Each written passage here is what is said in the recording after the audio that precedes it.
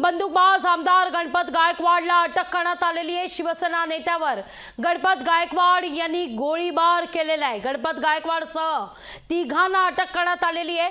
आमदार गायकवाडचा गुंड style police ठाण्यात गोळीबार पाहायला मिळतोय। आता या सगळ्या प्रकरणी प्रतिक्रिया सुद्धा उमटते आहेत। निरंजन डावखरे कळवा पोलीस स्थानकात पोहोचलेले आहेत आणि साधारणतः पाऊण तास चर्चा झालेली होती। यावर देखील अनेक सवाल उपस्थित करण्यात आले। थेट जाऊया। तिसऱ्यांदा आपल्याला सांगतोय, मी वैयक्तिक विषयासाठी या इकडे आलेला असताना मला कळालं की हिललाईन पोलीस स्टेशनवरनं त्यांना इकडे आणलंय। कालपर्यंत मी आज सकाळी इकडे येईस तोपर्यंत मी अंडर इम्प्रेशन होतो की इथे हिललाईन पोलीस स्टेशनला आहेत। कळव्या पोलीस स्टेशनला त्यांना शिफ्ट करायचं काही कारण नव्हतं, पण त्यांना इकडे शिफ्ट केलेलं आहे। त्याच्यामुळे इकडे आल्यानंतर मला ते कळालं। परंतु आजवर तुम्ही आतमध्ये होता, या दरम्यान तुम्हाला भाजपच्या कुठल्या नेत्यांचा कॉल वगैरे आला का? मला कुठल्याही नेत्याचा कॉल आला नाही, कुठल्याही नेत्यांचा कॉलही याच्यामध्ये चर्चा नाही। स्टाफ सगळा सिनियर पीआय पासून सगळेजण नवीन आहेत आणि त्याच्यामुळे त्यांचा एक आपण नवीन स्टाफ आल्यानंतर माझा जो वैयक्तिक विषय आहे तो बोलल्यानंतर त्यांचं अभिनंदन आणि त्यांच्यावर अर्धा कप चहा घेतला, एवढाच विषय आहे। आजवर तुम्ही आतमध्ये होता, पण निदान आजवर आत राहण्याचं कारणच हे होतं की ते नवीनच सगळेजण स्टाफ आलेला आहे, तर त्यांच्याशी आपण 2 मिनिटं हितगुज बोलणारच ना। अर्धा कप चहा घेतला, त्याच्यासाठी तेवढा वेळ लागून गेला। परंतु आता तुम्ही मुख्यमंत्र्यांना वाढवतात असं ते म्हणतात। गणपत गायकवाडांचं स्टेटमेंट गणपत गायकवाडांचं स्टेटमेंट आहे ते गणपत गायकवाडांना तुम्ही त्याच्यामध्ये खुलासा विचारलेला योग्य राहील। परंतु भाजपमध्ये महायुतीमध्ये सर्व आलबेल नाहीये असं मला काय वाटत नाहीये। मुलाला याच्यामधला काय अनुभव असेल तर मला माहिती। गणपत गायकवाड सातत्याने आरोप करतात की श्रीकांत शिंदे हे दबाव टाकतात सातत्याने मोठ्या प्रमाणात। बरोबर आहे, पण या संदर्भातले गणपत शेठ आपल्याला जास्त खुलासा देऊ शकतील। परंतु असा कधी अनुभव वगैरे आपल्या सोबत घडला? मागच्या वेळेस गणपतीत अडलेला आहे, पोलीस स्टेशनमध्ये पण आता सुरक्षा नाहीये असं म्हणता येईल का?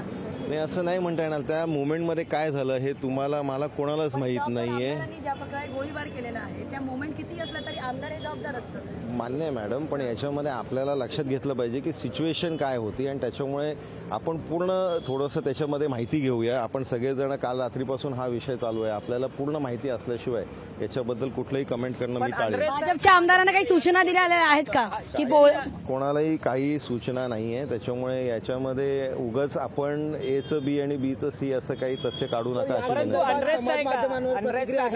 महाराष्ट्राचा बिहार होत राहिला असं काही नाहीये। महाराष्ट्राचं बिहार होण्याचं काही कारण नाहीये, कारण आमचं शासन माननीय मुख्यमंत्री, माननीय उपमुख्यमंत्री, माननीय दोन्ही उपमुख्यमंत्री, गृहमंत्री हे सक्षम आहे। पण आता समीकरण बदलणार का? महायुतीचं समीकरण बदलणार का? आता गोळीबार होतो। माझी एकच विनंती आहे सगळ्या पत्रकारांना की आपण उगाचच टीआरपीसाठी किंवा या विषयासाठी कुठेही धच म करू नका।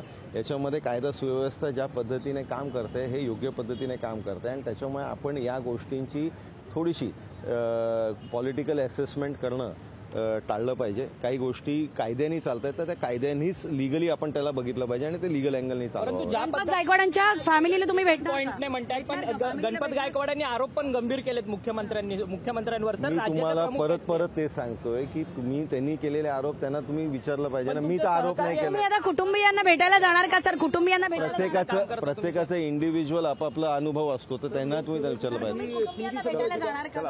लोकसभेच्या मी प्रयत्न करीन आज तुमच्या याच्या गराड्यामधनं बाहेर पडलो तर घरी त्यांच्या आणि सर जे जखमी झाले त्यांच्या कुटुंबियांना तुम्ही सुरू झालाय सर। मी परत तुम्हाला सांगतोय माझ्या मित्रा की याच्यामध्ये पॉलिटिकल असेसमेंट करणं आपण टाळूया। हा लीगल विषय आहे, याला लीगल अँगल बघितला पाहिजे। असं वाटत नाही सर तुम्हाला?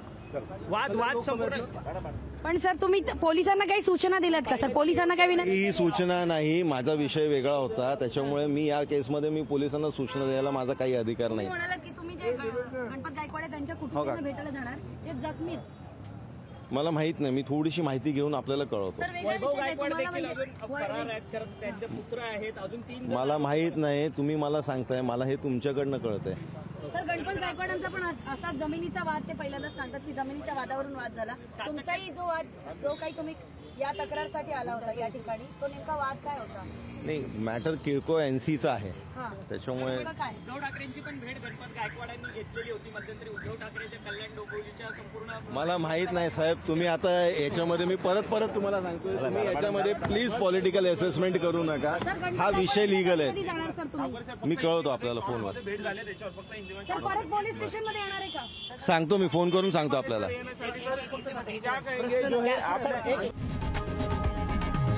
लोकशाही मराठी ऐका, पहा, जागरूक रहा.